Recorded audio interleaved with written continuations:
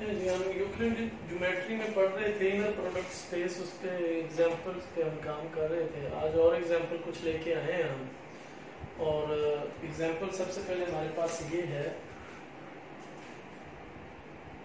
कि for what value of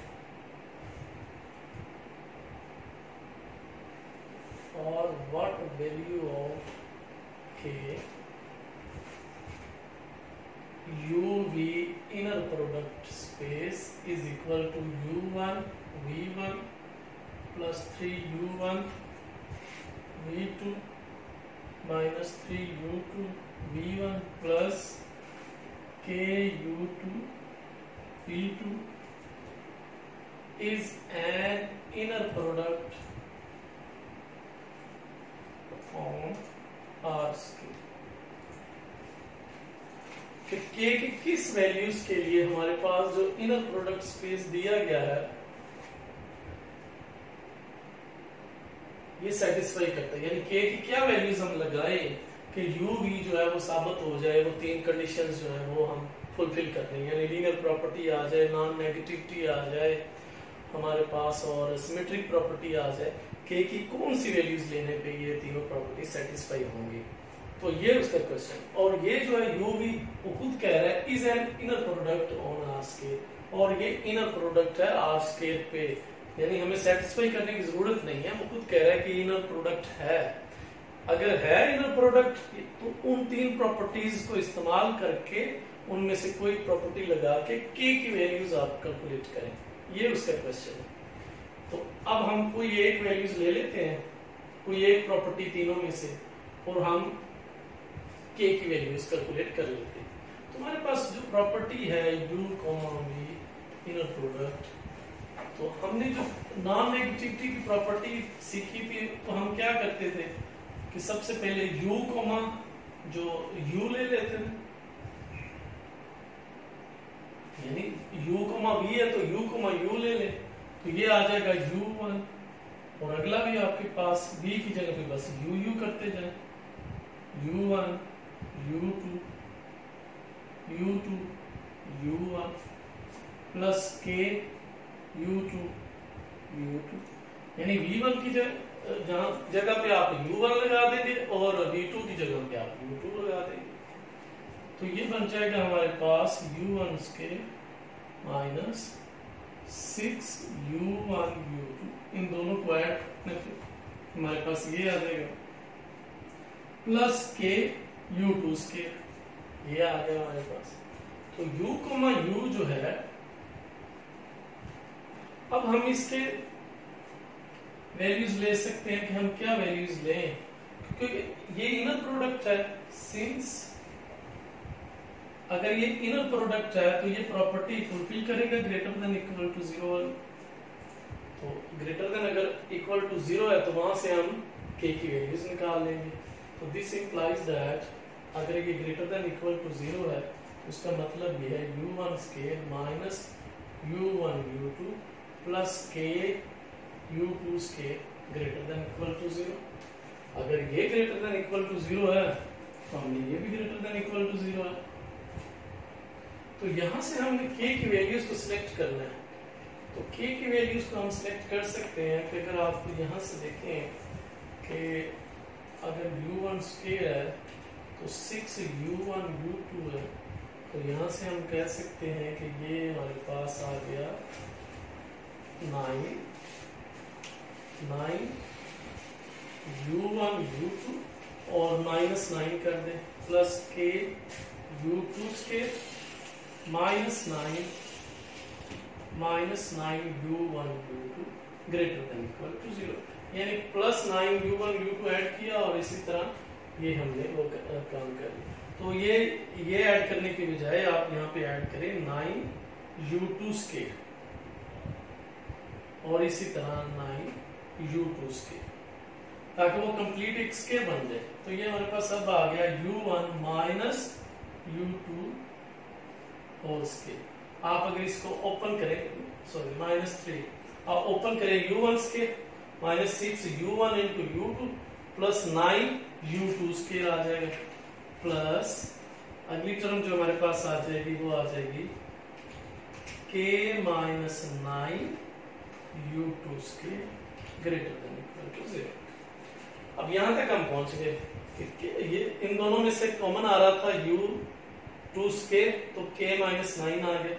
अब greater than equal to 0 है, तो इसका मतलब ये है कि हमारे पास ये दोनों टर्म्स जो हैं ये ग्रेटर देन इक्वल टू 0 होंगी। और अगर हम इक्वल के ऑप्शन पे जाएं तो यहां से हमारे पास क्या आ जाएगा, u1 minus 3 u2 is equal to 0, तो u1 आ जाएगा आपके पास u1 greater than equal to, क्योंकि हमें जरूरत है k की, तो इसका मतलब ये है कि अगर ये ग्रेटर देन इक्वल टू 0 है तो ये वाली जो टर्म जो है ये भी ग्रेटर देन इक्वल टू 0 हो जाएगी। यानी ये अगर अलग अलग टर्म की बात करें तो u1 माइनस 3 u2 ये वाली जो टर्म है ये भी ग्रेटर देन इक्वल टू 0। आपकी k माइनस 9 जो है वो भी ग्रेटर देन इक्वल टू 0, और आपकी u2 स्केयर जो है वो भी ग्रेटर देन इक्वल टू 0। तो हमें तो ये चाहिए k की वैल्यूज, तो k माइनस 9 जो है वो आ गया ग्रेटर देन इक्वल टू 0। यहां से k की वैल्यूज आ गई कि k या तो 9 होगा या 9 से ग्रेटर होगा। तो हम इस तरह से हमने प्रॉपर्टी नंबर 1 को यूज किया, नॉन नेगेटिविटी वाली प्रॉपर्टी को, और हमने निकाल लिया कि k की वैल्यूज जो है वो या तो 9 होगी या 9 से बड़ी होगी। तो ये हमने प्रॉपर्टी इस्तेमाल की।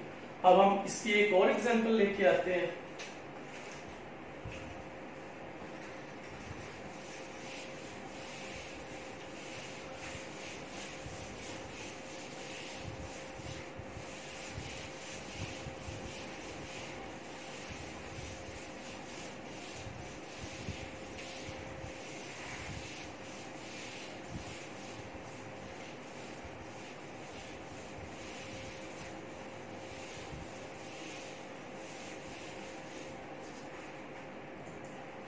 इसी तरह इनर प्रोडक्ट स्पेस की हम एक और एग्जांपल लेके आते हैं कि हमारे पास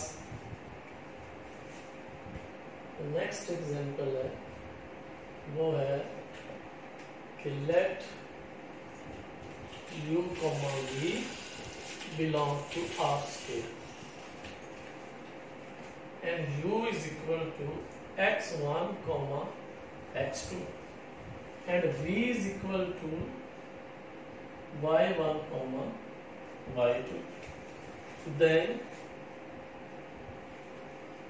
uv inner product is equal to x1 y1 minus x1 y2 minus x2 y1 plus 3x2 y2 is an inner product on R scale। अब ये हमारे पास u भी 2 डायमेंशनल्स है रियल नंबर्स पे, और कहता है कि साबित करें u v जो है वो आपके पास इनर प्रोडक्ट है। तो इनर प्रोडक्ट स्पेस से मुराद ये है कि वेक्टर्स की जो मल्टीप्लिकेशन है वो इनर प्रोडक्ट कब होगी कि अगर वो नॉन नेगेटिविटी प्रॉपर्टी सेटिस्फाई कर दे, अगर वो सिमेट्रिक प्रॉपर्टी सेटिस्फाई कर दे, अगर वो हमारे पास लीनियर प्रॉपर्टी जिसको लीनियरिटी कहते हैं वो सेटिस्फाई, 3 प्रॉपर्टी सेटिस्फाई कर दे तब हम कहते हैं इनर प्रोडक्ट स्पेस है। तो सबसे पहले हम प्रॉपर्टी नंबर 1 करेंगे नंबर 1 पे कि नॉन नेगेटिविटी क्या है। नॉन नेगेटिविटी प्रॉपर्टी में हम क्या करते हैं कि जो v है उसकी जगह पे भी u रख लेते हैं, या u की जगह पे v भी रख सकते हैं। तो हमारे पास u, u जो है यहाँ पे भी मैंने u कर दिया। अब सारे एलिमेंट्स यानी u के ही आएंगे, या तो x1 आएगा या x2 आएगा। तो अब इसका मतलब है जहाँ पे y1 है वहां पे आप रिप्लेस करके x1 लगा दें, और जहाँ पे y2 है वहां पे आप रिप्लेस करके x2 लगा दें। तो यहाँ पे आ जाएगा x1 into x1 x2 x2 x1 plus 3x2 x2। तो ये x1 स्क्वायर आ गया, और ये आ गया -2x1 x2, और ये आ गया 3x2 स्क्वायर। और हम इसके कंप्लीट स्क्वायर कर लेंगे तो हम इसको ऐसे भी लिख सकते हैं यानी x2 square plus 2x2 square. अब इतने फैक्टर्स मिला के ये हमारे पास बन जाएगा x1 माइनस x2 स्केयर, और ये हमारे पास बन जाएगा 2x2 स्केयर। अब ये भी स्केयर में है, ये भी स्केयर में है, 2 वैसे ही पॉजिटिव होता है, तो इसका मतलब ये है कि ये वाली चीज ग्रेटर देन इक्वल टू 0 आ गई। फिर हम क्या करते हैं कि इसी फैक्टर को 0 के इक्वल रख लेते हैं और u को 0 हम साबित करते हैं। Now u, is equal to 0। अब इक्वल टू 0 किया है तो ये वाली फैक्टर तो पहले ही आया हुआ है इसके इक्वल, यानी u, तो यहां तक हम पहुंच गए, तो इसका मतलब ये है इसकी वैल्यूज रख देंगे plus 2x2 square is equal to 0। अब 0 के इक्वल अगर आंसर लेके आना है तो इसका, और है भी वो स्क्वायर में, तो इसका मतलब ये है कि इनविजिटली हर टर्म जो है वो 0 के इक्वल है। This implies that x1 minus x2 ये भी 0 है और x2 भी आपका 0 है, और यहां से x1 इक्वल टू आ गया x2 के, और क्योंकि x2 0 है यहां पे वैल्यूज जब रखेंगे तो x1 भी हमारे पास 0 आ जाएगा। तो x1 और x2 दोनों ही हमारे 0 0 आ गए हैं, तो x1, x2 ये तो u के इक्वल है, इसका मतलब ये है कि u वेक्टर जो है वो आपका 0 के इक्वल है। तो हमने ये पहली प्रॉपर्टी सेटिस्फाई कर ली है नॉन नेगेटिव। अब हम बढ़ते हैं सिमेट्रिक प्रॉपर्टी की तरफ। सिमेट्रिक प्रॉपर्टी में तो आपने जस्ट क्या करना है कि u, v है तो v, u बना देंगे, यानी y पहले लिख लें, x1 बाद में लिख लेंगे, ये पहले लिख लेंगे बाद में लिख लें, तो हम उसे कह देंगे ये v, u के इक्वल आ गया। अब हम इसकी तरफ बढ़ रहे हैं कि लीनियर प्रॉपर्टी हमारे पास क्या है, तो लीनियर प्रॉपर्टी पे हमने अब काम करना है।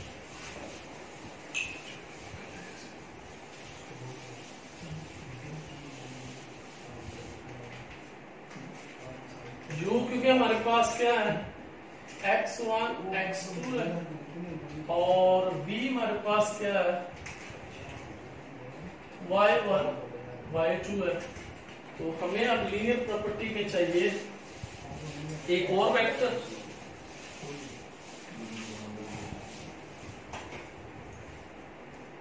अब एक और वेक्टर ले लेते हैं, w ले लेते हैं कि अगर ये x1 y1 है, y1 y2 है, तो ये z1 z2 कर लेते हैं, और इसका भी तल्लक कहां से होगा, 2 dimensional vector space over real number से होगा। और दो हम स्केलर्स ले लेते हैं, let alpha beta belong to field, तो दो फील्ड से मेंबर्स ले लिए और 3 वेक्टर्स हमने 2 डायमेंशनल वेक्टर स्पेस से ले लिए। अब हमारे पास लीनियर प्रॉपर्टी जो है वो हमने साबित करनी है। लीनियरिटी वो क्या होती है कि alpha u plus beta V comma W, ये हमने साबित करना है कि ये हमारे पास किसके इक्वल है, alpha into U W plus beta into V W, ये इसके इक्वल हमने इसको प्रूव करना है। तो सबसे पहले हम इसको सॉल्व करें इतने फैक्टर को, फिर उसके बाद इनर प्रोडक्ट उसका देख लेते हैं। तो सबसे पहले हमें चाहिए alpha u plus beta V. Alpha वैसे ही आ गया, u की जगह पे आप उसके कोऑर्डिनेट्स लिखें x1 x2, और v की जगह पे आप लिखें y1 y2। अब आप मल्टीप्लाई कर लें, alpha x1 alpha x2 beta y1 beta y2। अब इनर प्रोडक्ट में आपको पता होना चाहिए कि अगर एडिशन है तो पहले फैक्टर्स की एडिशन पहले फैक्टर्स के साथ, सेकंड की एडिशन सेकंड के साथ, तो ये हमारे पास आ जाएगा alpha x1 plus beta y1 comma alpha x2 plus beta y2।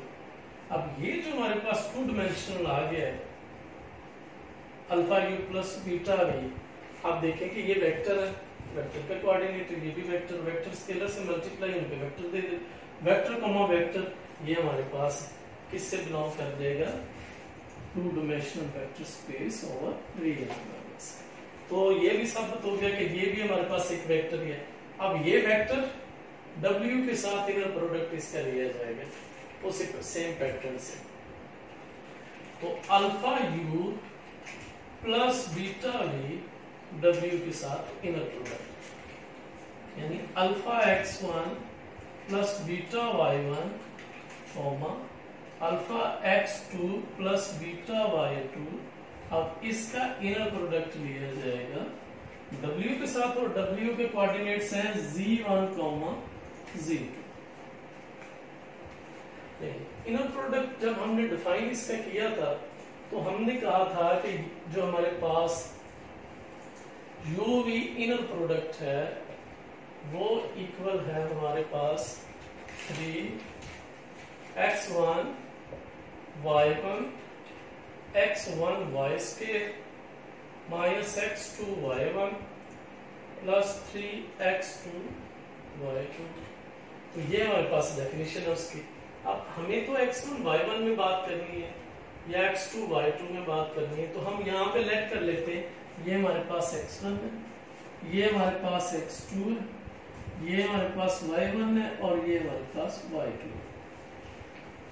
अब बाकी डेफिनेशन में वही पहले मेंबर को पहले मेंबर के साथ मल्टीप्लाई करना है, यानी x1 y1 के साथ मल्टीप्लाई होगा तो ये वाला सारा फैक्टर मल्टीप्लाई हो जाएगा z1 के साथ।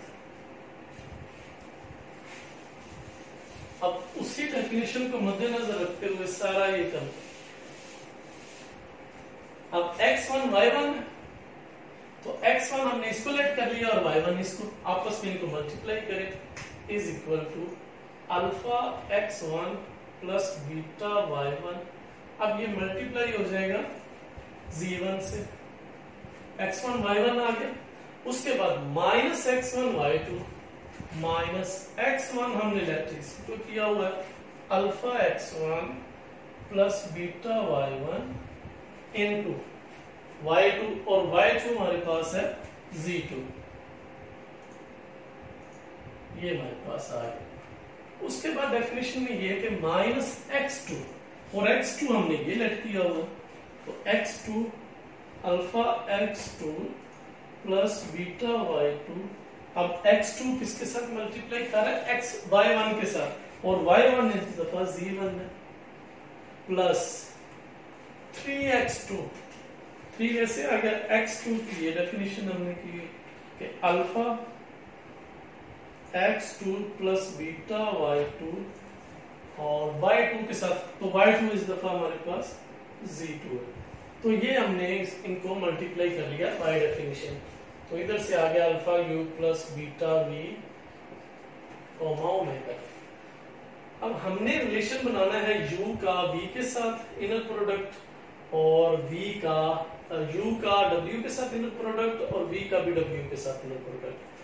तो उसके लिए हमें सबसे पहले मल्टीप्लाई करना पड़ेगा, तो alpha x1 z1 beta y1 z1 minus alpha x1 z2 minus beta y1 z2 minus alpha x2 z1 minus beta y2 z1 plus 3 alpha x square z square और plus 3 beta y square z square. Multiply कर लिया जहां पे हमने multiply, सबसे पहले alpha x1 z1 के साथ beta y1 z1 minus alpha x1 z2, ये मल्टीप्लाई करा minus beta y1 z2 minus alpha x2 z1 minus beta by2 beta y2 into z1 plus 3 alpha x2 into z2 plus 3 beta y2 into z2। वो सारे multiplication जो आम multiplication है मैंने ordinary multiplication वो कर लिया हमने।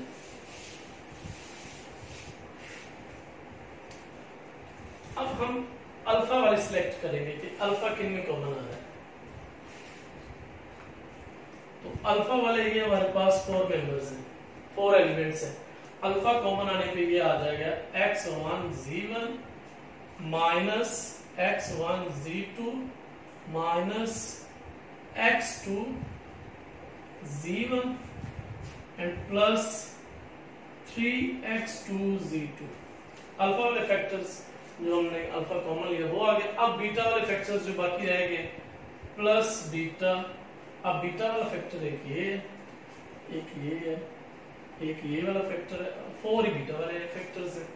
तो यहाँ से आ गया y1 z1, और यहाँ से बीटा जब कॉमन लिया तो यहाँ से आ गया -y1 z2, और फिर आप देखें कि यहाँ से बीटा कॉमन आने पे y2 z1 आ गया, और यहाँ से बीटा कॉमन आने पे 3y2 z2। अब जो हमने डेफिनेशन की है उसके मुताबिक देख लें, पहले x1 आना चाहिए, x1 पड़ा हुआ है, फिर v, ये तो v के एलिमेंट्स थे ना इसलिए y1 आया। अब आप ले रहे हैं w के साथ तो z1 आ गया, x1 यहाँ पे z2 आना चाहिए, वो आया, x2 यहाँ पे z1 आना चाहिए, x2 z2 आ गया। इसी पैटर्न से y और z के आने चाहिए, y1 है तो यहाँ पे z1 आना चाहिए, और y2 है साथ में z1 आना चाहिए, y2 z1 ये पड़ा, और फिर हमारे पास y1 और z2 आना चाहिए, तो y1 z2 ये पड़ा हुआ, 3y2 z2 आना चाहिए, वो भी आ गया। तो इसका मतलब ये है कि ये अल्फा और ये इनर प्रोडक्ट है हमारे पास u, w का, और ये भी हमारे पास वेक्टर आ गया v, w का। तो ये हमारे पास लीनियर प्रॉपर्टी आ गई इनर प्रोडक्ट की, जो लास्ट प्रॉपर्टी। फॉर ऑल ये सारी वैल्यूज आप लिख दें कि अल्फा बीटा कहाँ से लिए गए, स्केलर से लिए गए, फील्ड है अल्फा बीटा, स्केलर्स है फील्ड से लिए गए, और u, v, w जो है ये आपके vector space, two dimensional vector space over real number से लिए गए। तो इसका मतलब ये होगा कि अगर ये तीनों प्रॉपर्टी सेटिस्फाई कर गई है तो ये जो u, v उसने डेफिनेशन दी हुई थी, this implies that u, v ये जो इनर प्रोडक्ट है is an inner product on R scale. अब ये हमारे पास इनर प्रोडक्ट है आर स्केल का। तो हमने 3 प्रॉपर्टीज ली, उनको सेटिस्फाई करवाया, तो ये हमारे पास बेसिक प्रॉपर्टीज जो थी इनर प्रोडक्ट की उसको लगाया और ये सेटिस्फाई हो गया। तो इसका मतलब ये निकला कि जो गिवन u, v था वो हमारे पास एक इनर प्रोडक्ट स्पेस है। तो इनर प्रोडक्ट स्पेस में ये हमने जो एग्जांपल की है उसको आप ट्राई करें, बार बार नोट करें, तो मसला हो तो फिर हमें आप बताइएगा। आज के लिए इतना है, अल्लाह हाफिज़।